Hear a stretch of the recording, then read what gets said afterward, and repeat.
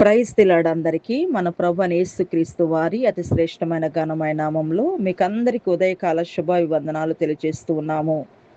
ఈ దినము వాక్య ధ్యానంలోకి వెళ్దాము. పరిశుద్ధ గ్రంథంలోని ప్రకటన గ్రంథము 1వ అధ్యాయము 12వ వచనం నుండి 18వ వచనం వరకు చదువుకుందాం.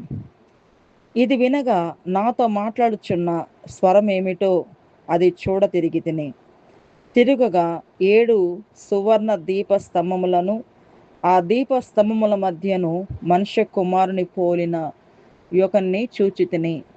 ఆయన తన పాదముల మట్టుకు దిగుచున్న వస్త్రము ధరించుకొని రొమ్మునకు బంగారు దట్టి కట్టుకొని ఉండెను. ఆయన తలయు తల వెంట్రుకలను తెల్లని ఉన్నిని పోలినవై హిమమంత ధవలముగా ఉండెను. ఆయన నేత్రములు అగ్నిజ్వాల వలె ఉండెను. ఆయన పాదములు కొలిమిలో పుటము వేయబడి మెరయుచున్న అపరంజితో సమానమై ఉండెను. ఆయన కంఠస్వరము విస్తార జల ప్రవాహముల ధ్వని వలె ఉండెను. ఆయన తన కుడి చేత 7 నక్షత్రములు పట్టుకొని ఉండెను. ఆయన నోటి నుండి 2 అంచులు గల వాడి అయిన ఖడ్గమొకటి బయలువెడలుచుండెను. ఆయన ముఖము మహా తేజస్సుతో ప్రకాశించున్న సూర్యుని వలె ఉండెను. నేను ఆయనను చూడగానే చచ్చిన వాని వలె ఆయన పాదముల యొద్ద పడితిని. ఆయన తన కుడి చేతిని నా మీద ఉంచి నాతో ఇట్లనెను, భయపడకుము, నేను మొదటి వాడను కడపటి వాడను, జీవించువాడను, మృతుడనైతిని గాని ఇదిగో యుగయుగములు సజీవుడనై ఉన్నాను. మరియు మరణం యొక్కయు పాతాళం లోకము యొక్కయు తాళపు చెవులు నా స్వాధీనములో ఉన్నది. ప్రియమైన దేవుని బిడ్డలారా, మనము చదువుకున్న ఈ భాగాన్ని బట్టి దేవుడు మనలను ఆశీర్వదించి దీవించునుగాక. పరిశుద్ధ గ్రంథములో ఎన్నో దర్శనాలు ఉన్నాయి. ఆ దర్శనాలన్నీ కూడా బైబిల్ పండితులు 4 రకాల దర్శనాలుగా పండితులు చెప్తూ ఉన్నారు.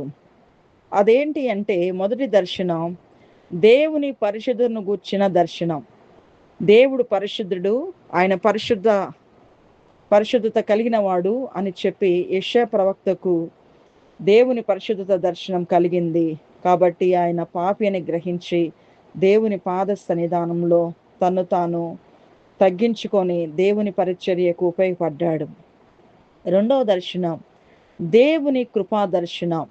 ఈ దర్శనం దమస్సు మార్గమున వెలుచున్నటువంటి సౌలుకు కనబడి దేవుని యొక్క ఉన్నతమైన కృపను పొందుకొని రక్షణ భాగ్యాన్ని పొందుకొని గొప్ప అవకాశమును దయచేసి పౌలు గారు ఎంతగానో గొప్ప పరిచర్య చేసినట్లుగా మనం చూస్తున్నాం.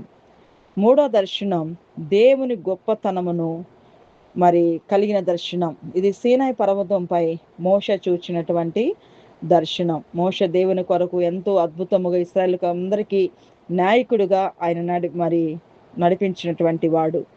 నాలుగో దర్శనం ఇప్పుడు మనం చదువుకున్నటువంటి ప్రకటన గ్రంథం 1:12 నుంచి 18 వరకు కూడా పరిశుద్ధుడైన యోహాను గారికి వచ్చినటువంటి దర్శనం.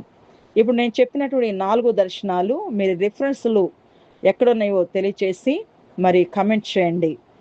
ఈ 4 దర్శనాల్లో ఎక్కడెక్కడ రిఫరెన్స్ ఉన్నాయి, ఆ రిఫరెన్స్ కమెంట్లో మీరు తెలియచేయండి. దేవుడు మిమ్మల్ని దీవించి ఆశీర్వదించును గాక. ఈ ప్రార్థన జీవితంలో మీరు కూడా దర్శనాలు కలిగి దేవునిలో అత్యధికంగా వర్ధిల్లుదురుగాక. Okay, God bless you all.